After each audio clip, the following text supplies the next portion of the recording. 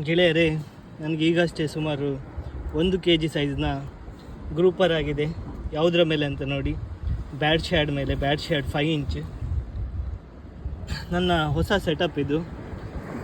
ಶಿಮಾನೋ ಅವ್ರದ್ದು ವ್ಯಾನ್ಫೋರ್ಡ್ C5000XG motor ಹಾಗೂ Phantom snapper rod.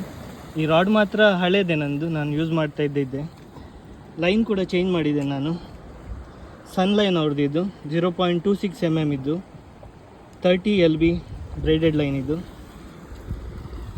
7/0 hook ಹಾಕಿದ್ದೇನೆ, 14 ಗ್ರಾಮ್ಸ್ ವೆಯ್ಟ್.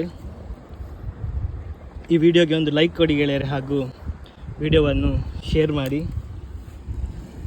ಇದನ್ನೀಗ ಅನ್ಹುಕ್ ಮಾಡ್ತೇನೆ ನಾನು. ನೋಡಿ ಹೇಗೆ ಲಾಕ್ ಆಗಿದೆ ನೋಡಿ ಸರಿಯಾಗಿ.